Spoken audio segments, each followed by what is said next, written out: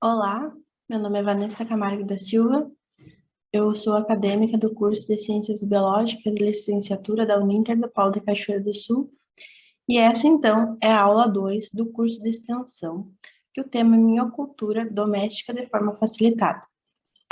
Na aula 2, nós vamos ver o processo e as condições da compostagem.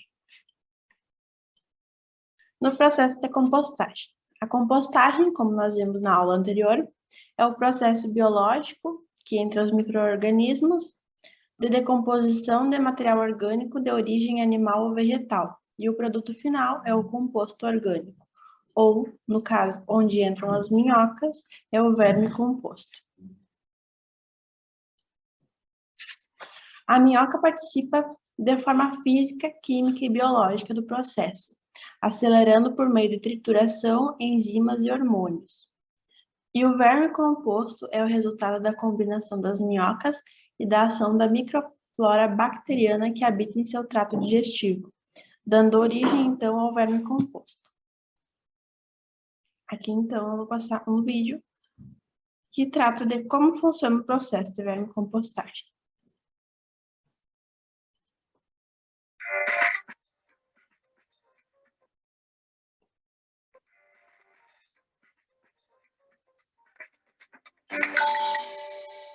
Olá!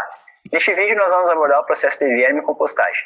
A vermicompostagem é um processo biológico aeróbico onde ocorre a ação conjunta de micro-organismos e minhocas para acelerar a degradação de um resíduo orgânico. O resíduo orgânico utilizado no processo de vermicompostagem é o mais variado possível, desde cascas de frutas a restos de verdura, borra de café, erva mate. O que nós não devemos utilizar são resíduos como carnes ricos em gorduras ou sais.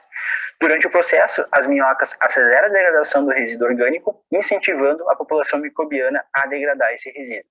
Dentro do intestino das minhocas existe uma população muito grande de bactérias que também promovem a degradação desse resíduo.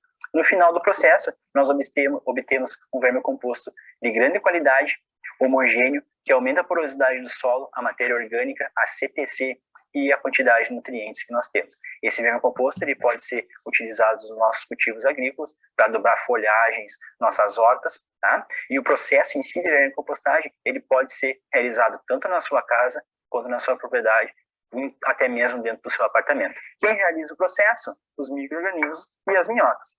As minhocas mais conhecidas e mais utilizadas no processo de vermicompostagem são as vermelhas da Califórnia ou Eisenia andreae, porque elas são adaptadas a grande quantidade de resíduos orgânicos, ela tem uma fácil multiplicação, uma fácil adaptação ao processo. O que nós temos que cuidar são os fatores de as condições ambientais, como temperatura, umidade e os próprios recipientes.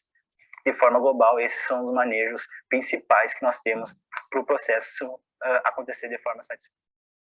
Como nós vimos na aula anterior, existem alguns fatores que influenciam no processo e no resultado da vermicultura e da vermicompostagem, resultante do verme composto, né? Que são a temperatura, a aeração, a umidade, o pH e a relação carbono-nitrogênio, que se trata do alimento tanto das minhocas ou dos micro-organismos naturais presentes na compostagem. A relação carbono-nitrogênio diz respeito a como esses elementos, tanto carbono como nitrogênio, vão se comportar durante o processo. Isso influenciando nos micro-organismos presentes na compostagem, como também no resultado final do composto orgânico. No processo de compostagem, o material seco que vai por cima da composteira, por cima dos alimentos do material orgânico, ele abafa a compostagem e regula a relação carbono-nitrogênio, fazendo também com que a massa dos resíduos orgânicos não fique compacta. Uma relação CN ideal para a compostagem faz com que o nitrogênio não seja perdido na forma de amoníaco, que é o que causa o mau cheiro, o cheiro desagradável da compostagem. Em consequência também, o nitrogênio em parâmetros ideais ocasiona o crescimento microbiano e fará com que o carbono seja degradado e o produto final apresentará teores de matéria orgânica ideais para um humus de qualidade.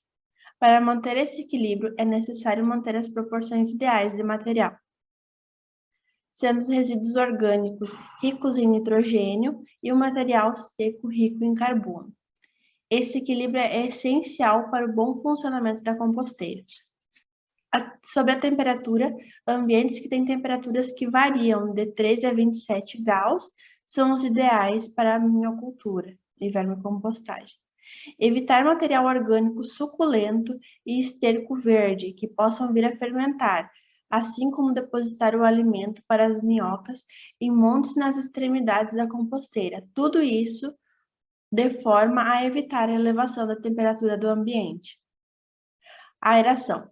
A compostagem é um processo aeróbio e a deficiência de oxigênio vai fazer com que haja queda da velocidade de oxidação do material e na exalação de mau cheiro. A umidade é o fator mais importante a ser observado. Deve variar em torno de 80% a 85% e nunca abaixo de 50%, como tem na imagem ali. Um método fácil de verificar a umidade do composto, da compostagem, é pegar um punhado e apertar. A umidade ideal vai fazer com que não saia líquido em excesso, como na imagem B. A imagem C é o correto. Tem umidade, mas não é uma umidade em excesso. E também, como na imagem A, acaba sendo um material muito seco. Então, o ideal é manter mais ou menos como na imagem C. pH é um fator que pode impedir a permanência ou sobrevivência das minhocas, especialmente quando esse for muito ácido. Como a gente falou também na aula passada sobre o pH do chorume, que é o líquido que sai resultante da compostagem, ele tem um pH muito ácido, então a sobrevivência e a reprodução das minhocas podem ser afetadas se elas estiverem em proximidade desse chorume. Ali também tem uma tabela que fala da temperatura ideal, da umidade ideal e do pH ideal. Isso tudo tem ali também embaixo, como a gente pode ver, tem uma tabela com os parâmetros ideais de temperatura, umidade e pH.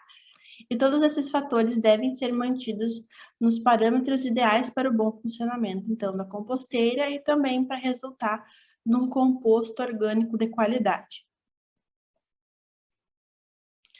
Então, o que pode ir na composteira?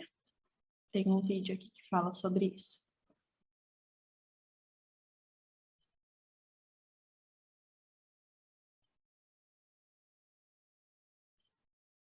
Afinal, o que pode e o que não pode ir para a compostagem? Eu vou explicar dividindo em 3 principais tópicos. Então, primeiro eu vou explicar o que pode ir para a compostagem, sem nenhuma restrição. Depois, o que pode moderadamente, então não pode colocar tanta quantidade. E o que não pode nem pensar em nenhuma hipótese e colocar na compostagem. O que a gente pode colocar à vontade na nossa compostagem, basicamente são as verduras, os legumes, todas as coisas de horta, né, como alface e afins. A gente também pode colocar algumas sementes, alguns grãos, algumas ervas, um sachêzinho de chá a gente também pode colocar e casca de ovo. Então, isso é o que a gente pode colocar em maior quantidade, o que a gente pode colocar à vontade. O que a gente tem que colocar de maneira mais moderada, em menor quantidade do que à vontade, como eu falei antes, são, por exemplo, as borras de café, os guardanapos usados, ou então papel toalha, alimentos cozidos, ou então aquele restinho de comida que ficou, a gente tem que colocar pouca quantidade disso, principalmente por causa do óleo, por causa do sal, e também as frutas cítricas, então os limões, as laranjas, todas essas frutas que são um pouco mais ácidas, que diminuem o pH da nossa compostagem, a gente não tem que colocar em grande quantidade. E o que a gente não pode colocar de jeito nenhum são os laticínios, então queijo, leite, a gente não pode levar para compostagem, como também fezes cheias de animais, qualquer tipo de fezes, não pode ir também para a nossa compostagem, porque pode ter alguns vírus, podem ter alguns vermes, então não pode ir para a nossa compostagem. Ossos, gordura, óleo, sal, tudo isso não pode ir para a compostagem, porque isso acaba prejudicando e muito o desenvolvimento dessa compostagem, esse processo de decomposição, porque acaba sendo muitas vezes mais lento e também pode causar um mau cheiro, esse leite, essa carne apodrecendo na compostagem, e também pode atrair outros animais, como ratos, por exemplo. Então, a gente evita esses materiais na nossa compostagem. Eu vou deixar essas 3 classificações aqui na descrição do vídeo, então vocês podem acessar direto na descrição para saber o que é moderado, o que é à vontade e o que não pode de jeito nenhum. Vai estar na descrição do vídeo. Todos esses alimentos que eu falei que não podem, aqui eu estou ressaltando muito para a compostagem em caixas ou a compostagem em apartamento, quando ela não é feita no chão. Então, a gente precisa manter a saúde dessas minhocas, a gente precisa manter essa compostagem funcionando, ainda mais porque é em um espaço menor e a saúde dessas minhocas depende do que você está fornecendo para elas. Então, é muito importante que quando a gente faz em caixa, a gente observe sim o que pode e o que não pode colocar. Mas o que a gente pode fazer, então, com o resto desses alimentos, ou ainda se você não faz compostagem em caixa, não faz compostagem em apartamento, tem espaço de terra para fazer a sua compostagem na terra. A gente já fez um vídeo aqui no canal explicando direitinho como fazer compostagem na terra, e o legal desse método de fazer a compostagem, afinal, o que pode e o que não pode, a gente precisa manter essa compostagem funcionando, compostagem em caixas ou a compostagem em apartamento, quando ela não é feita no chão. Então, a gente precisa manter a saúde dessas minhocas, a gente precisa manter essa compostagem funcionando, ainda mais porque é em um espaço menor e a saúde dessas minhocas depende do que você está fornecendo para elas. Então, é muito importante que quando a gente faz em caixa, a gente observe sim o que pode e o que não pode colocar. Mas o que a gente pode fazer, então, com o resto desses alimentos, ou ainda se você não faz compostagem em caixa, não faz compostagem de apartamento, tem espaço de terra para fazer a sua compostagem na terra. A gente já fez um vídeo aqui no canal explicando direitinho como fazer compostagem na terra, e o legal desse método de fazer a compostagem direto no nosso canteiro, direto onde vai ser o futuro canteiro, é que a gente pode colocar todo esse material, todo esse resto de comida que não pode ir nessa compostagem em caixa. Então, nessa compostagem feita no chão, que é esse método laje de compostagem, que eu vou deixar ali o link do vídeo para vocês acessarem, esse método permite que a gente coloque todos esses materiais, como as cascas de frutas cítricas, como também restos de comida em maior quantidade, ou ainda comidas com sal, enfim, todo o nosso lixo orgânico, seja a carne, também todo o nosso lixo orgânico que não poderia ir para a compostagem em caixa, nesse método de compostagem a gente pode fazer. Então, para quem quer conhecer esse método de compostagem que é na terra e não é tão restrito como esse das caixas e que precisa seguir todas essas recomendações que eu falei de evitar certos alimentos, vocês podem então conferir lá atrás que eu deixei a recomendação do vídeo, que é como fazer compostagem. Então, acessem lá para conhecer. Então, a compostagem, que é esse processo tão interessante que acontece tanto nas nossas caixas, quando a gente faz a compostagem em caixa, né, em apartamento, como acontece quando a gente faz a compostagem no chão, esse método de as minhocas transformarem todo o nosso lixo orgânico em um material que pode servir de alimento, de humus para as outras plantas. Então, é simplesmente a gente fazer essa reciclagem rápida e transformar o que era lixo em nutriente para as outras plantas. Então, a gente fazendo compostagem, a gente alimenta essas minhocas que geram humus para nós, geram essa terra fértil, como também a gente consegue ajudar um tanto a coleta seletiva na nossa cidade, se tiver coleta seletiva, e também a reciclagem. Então, é muito importante a gente fazer compostagem sempre e aproveitar todo esse lixo orgânico para adubar as nossas plantas. Pelo vídeo de hoje era isso, espero que vocês tenham gostado. Toda semana a gente posta vídeo aqui, então se você não é inscrito,